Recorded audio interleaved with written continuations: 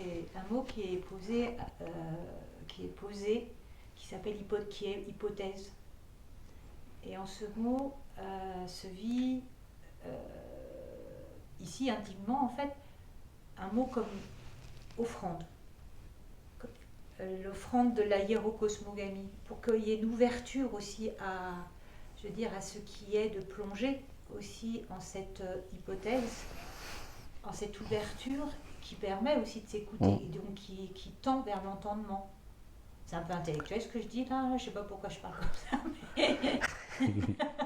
mais du coup, voilà, L'hypothèse, voilà, offrir une hypothèse, c'est laisser toute liberté, par respect à celui qui est en face, d'exprimer tout ce qu'il ressent. Si c'est pas le mot hypothèse, je présente une vérité. Acceptable ou pas acceptable, chacun fait ce qu'il veut après. C'est pas du tout le bon fonctionnement pour le respect. Je ne suis pas quelqu'un qui présente quelque chose d'abouti, qui présente quelque chose d'achevé. C'est ça et rien d'autre. Non, c'est une hypothèse. Et à ce moment-là, ça peut être complètement faux, complètement vrai, complètement, comment dire, neutre. Voilà. La seule chose qui compte, et on l'a dit dans une vidéo déjà, c'est ce qui va s'élever dans l'individu. Donc je ne peux présenter qu'une hypothèse, pour lui laisser toute la place, pour peu que la personne qui vienne en face se rapproche suffisamment, et pour se rapprocher suffisamment, non pas de moi, mais de ce qui lui est proposé, il va falloir qu'elle ait le courage de laisser au porte-manteau, avant d'entrer dans la salle, toutes ses croyances. Et c'est là que le bas blesse. La plupart des gens se présentent toujours avec leur bagage. Et ils mettront toujours la proposition qu'ils ont faite, que ce soit la mienne ou une autre. Voilà.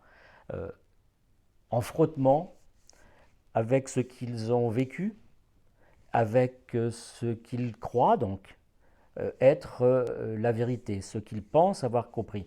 Là, il n'y aura jamais l'allumette et l'abrasif. Jamais.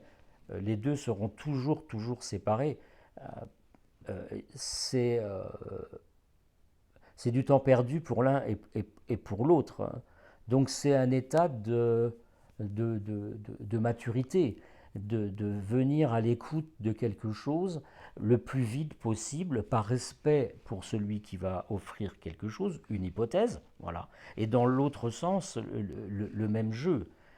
Sinon, on est dans un jeu de dupes, il n'y a pas vraiment d'écoutant, et il n'y a pas de parlant. Si tout ce qui est dit doit traverser les filtres mentaux de la personne, ce que je dis, de toute façon, ne sera jamais reçu. Donc la question n'est pas qu'on reçoive par autorité ce que je peux proposer, puisque c'est une hypothèse, mais qu'il y ait la plus grande détente possible pour que du neuf puisse enfin s'élever dans la personne. Du neuf, quelque chose de neuf. Or, le neuf, à ce moment-là, n'est pas psychologique. Il fait pas partie, on ne va pas le chercher dans l'histoire personnelle. Mais alors, d'où vient-il ?